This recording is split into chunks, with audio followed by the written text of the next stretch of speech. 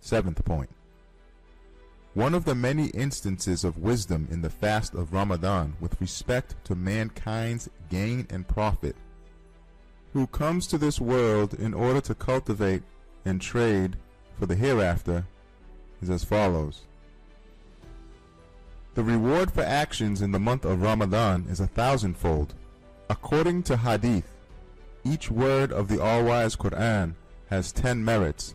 Each is counted as 10 merits and will yield 10 fruits in paradise, while during Ramadan, each word bears not 10 fruits but 1,000, and verses like Ayat al-Kursi, thousands for each word, and on Fridays in Ramadan, it is even more. And on the night of power, each word is counted as 30,000 merits.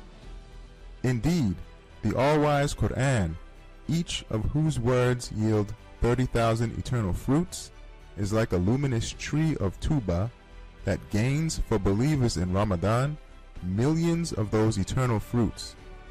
So, come and look at this sacred, eternal, profitable trade, then consider it and understand the infinite loss of those who do not appreciate the value of those words.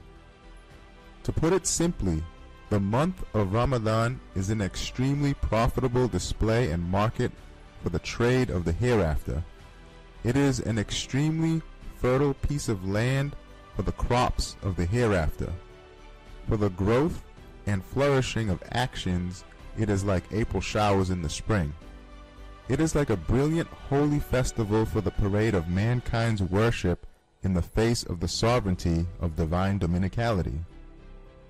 Since it is thus, mankind has been charged with fasting in order not to heedlessly indulge the animal needs of the instinctual soul like eating and drinking, nor to indulge the appetites lustfully and in trivialities.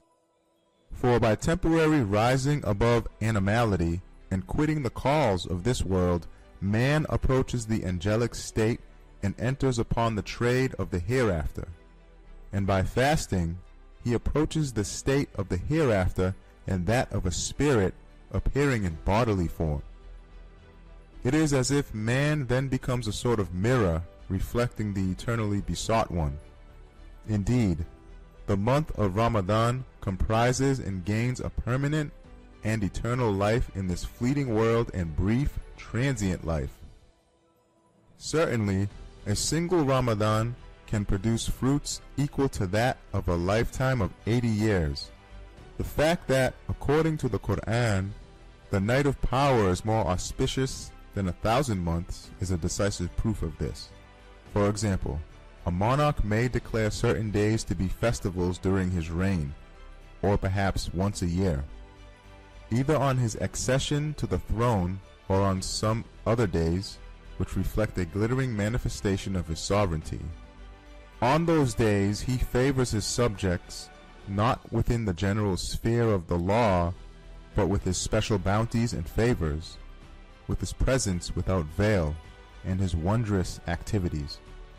And he favors, with his especial regard and attention, those of his nation who are completely loyal and worthy. In the same way, the all-glorious monarch of 18,000 worlds, who is the sovereign of pre-eternity and post-eternity, revealed in Ramadan the illustrious decree of the all-wise Quran, which looks to the 18,000 worlds. It is a requirement of wisdom then, that Ramadan should be like special divine festival, a dominical display, and a spiritual gathering. Since Ramadan is such festival, Allah has commanded man to fast in order to disengage him to a degree from base and animal activities. The most excellent fasting is to make the human senses and organs, like the eyes, ears, heart, and thoughts, fast together with the stomach. That is, to withdraw them from all unlawful things and from trivia, and to urge each of them to their particular worship. For example, to ban the tongue from lying, backbiting, and obscene language, and to make it fast, and to busy it with activities like reciting the Quran praying, glorifying Allah's names, asking for Allah's blessings on the Prophet Muhammad alayhi salatu wassalam, and seeking forgiveness for sins.